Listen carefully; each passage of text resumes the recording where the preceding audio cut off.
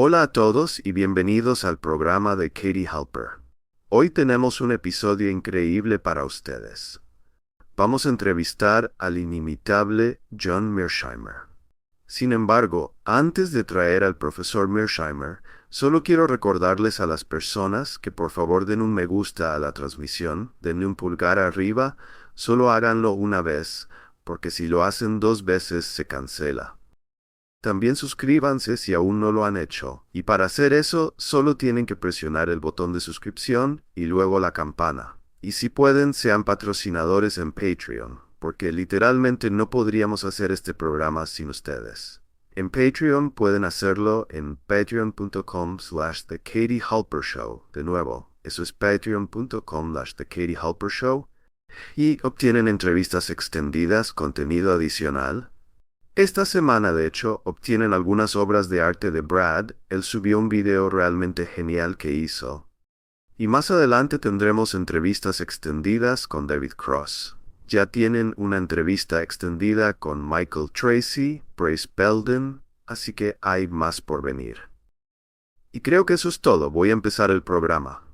Estoy tan emocionada de presentar al profesor Mearsheimer, un científico político y autor que es coautor del libro seminal El lobby de Israel y la política exterior de Estados Unidos. Es autor de varios otros libros, incluyendo La gran ilusión, Sueños liberales y realidades internacionales, y ¿Por qué la verdad sobre la mentira en la política internacional?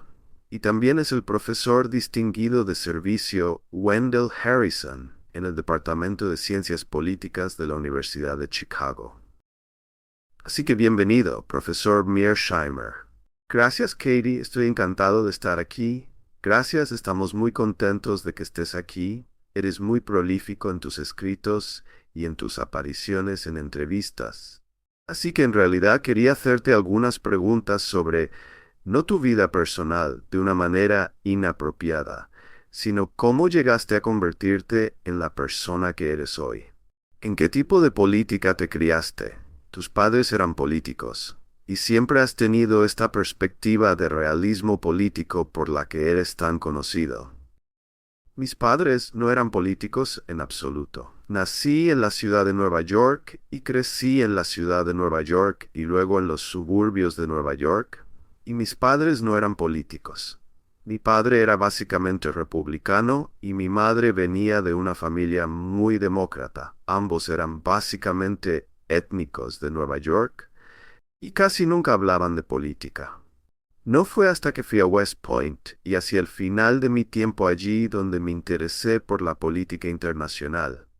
No por la política doméstica, sino por la política internacional, que me fascinó el tema.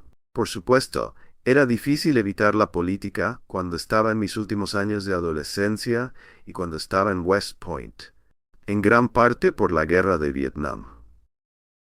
Y recuerdo muy bien los eventos de 1968. Así que comencé a tener un gusto serio por la política entonces, pero no un interés intelectual real, hasta que empecé a estudiar relaciones internacionales.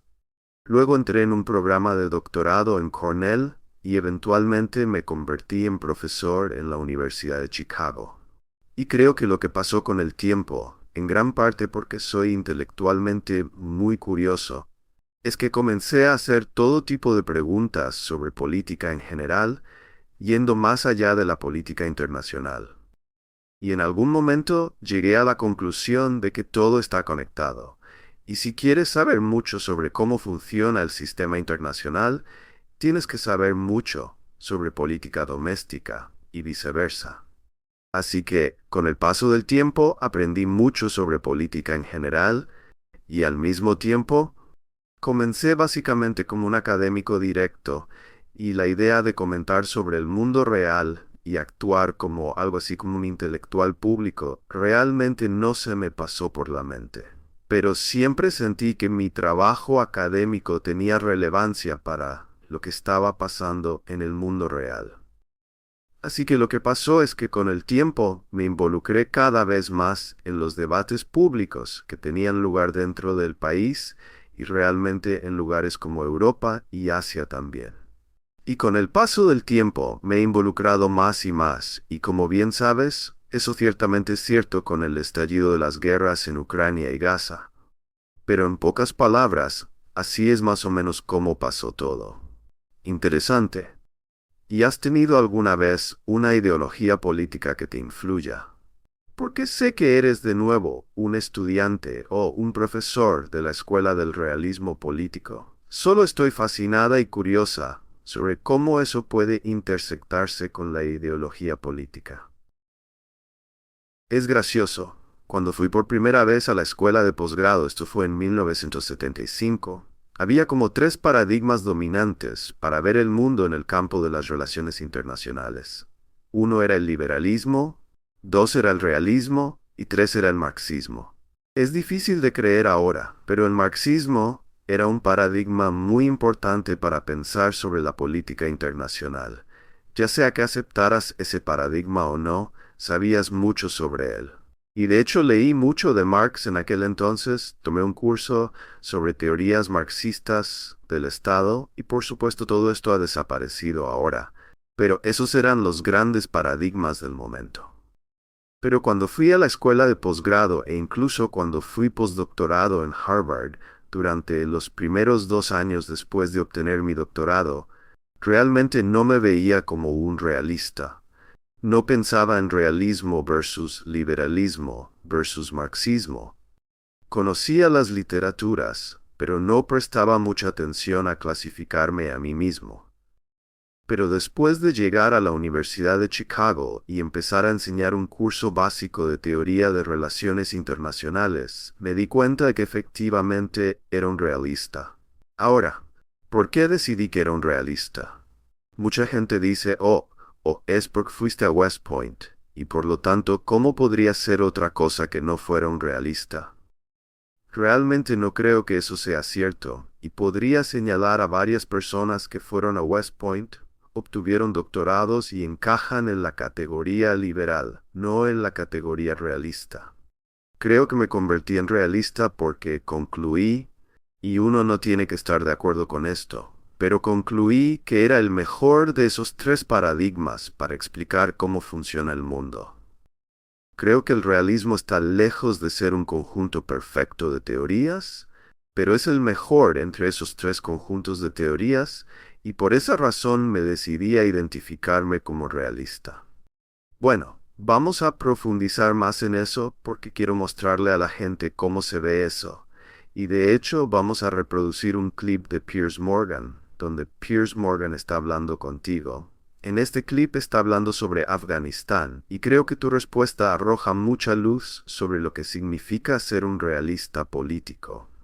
Aunque estoy curiosa si no hay una posible superposición real entre la escuela marxista y la escuela realista en algunos aspectos, más de lo que habría entre la escuela liberal y las otras dos, pero hablaremos de eso después de este clip.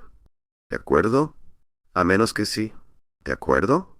Entonces, aquí está Piers Morgan. ¿Quieres recordar que si miras lo que está pasando en la guerra convencional, parece que Putin va a ganar? A pesar del hecho de que ahora hemos pasado esto, comienza en 1-4. Brad, lo siento al decir eso, dado lo que ha pasado desde entonces. Pensé que devolver el país a los talibanes fue un error de juicio catastrófico. Y no habría pasado de la manera en que pasó si América hubiera mantenido un par de miles de tropas allí, como lo hace en todo el mundo, en bases interminables.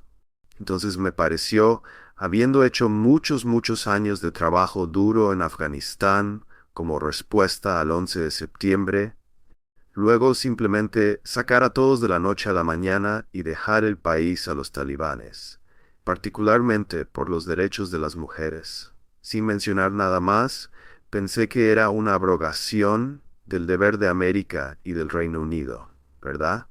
Pero esta es tu visión del mundo, que es que Estados Unidos tiene la responsabilidad de estar en todas partes y nunca rendirse hasta que termine, ciertamente preservando la libertad y la democracia. De lo contrario, ¿por qué autoproclamarse el líder del mundo libre? ¿O eres líder del mundo libre y América todavía tiene, creo, la mitad del poder militar del mundo, obviamente una de las economías más grandes. O eres esa entidad, líder del mundo libre, o no lo eres. Y si lo eres, entonces lo que viene con eso es una responsabilidad de proteger la libertad y la democracia cuando está bajo ataque de regímenes totalitarios, pensaría. Creo que si miras la historia de la política exterior estadounidense, es muy difícil argumentar que nuestro objetivo principal ha sido proteger la libertad y la democracia. Estados Unidos tiene una rica historia de derrocar democracias alrededor del mundo, y tenemos una rica historia de alinearnos con algunos de los dictadores más grandes del mundo. Así que esta idea de que estamos allá afuera, protegiendo la libertad y la democracia, y que es nuestro objetivo principal, en mi opinión, no encaja con la realidad. Entonces, ¿qué es lo que está motivando a Estados Unidos y a otras potencias occidentales? Quiero decir, para las personas que no están familiarizadas con tu trabajo y con el realismo político, bueno, creo que no hay duda de que durante el momento unipolar, y esto va desde aproximadamente 1991, cuando la Unión Soviética colapsa, hasta alrededor de 2017, cuando nos transformamos en un mundo multipolar. Pero durante el momento unipolar, donde Estados Unidos era increíblemente poderoso, seguimos una política liberal. Esta es la política que Pierce estaba describiendo. Pierce tiene la mentalidad que la mayoría de la gente tiene en Occidente sobre lo que Estados Unidos debería hacer en el mundo. Él piensa que tenemos una responsabilidad y un derecho a correr por el mundo e interferir en la política doméstica de cada país del planeta.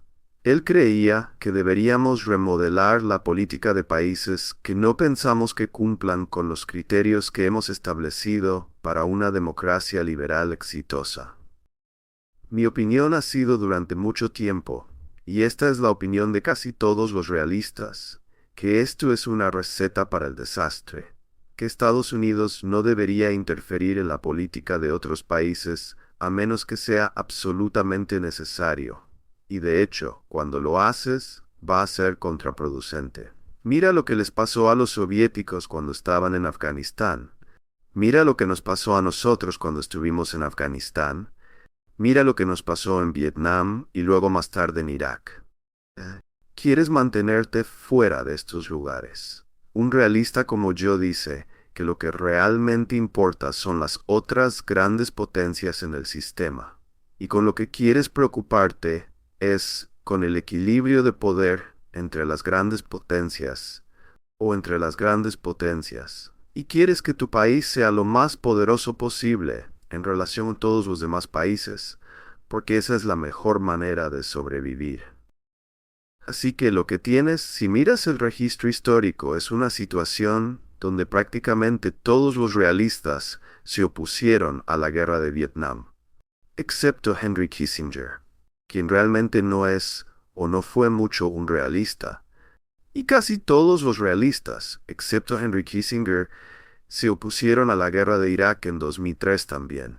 Steve Walt y yo, dos realistas de carteo, lideramos la carga contra la guerra de Irak en 2003.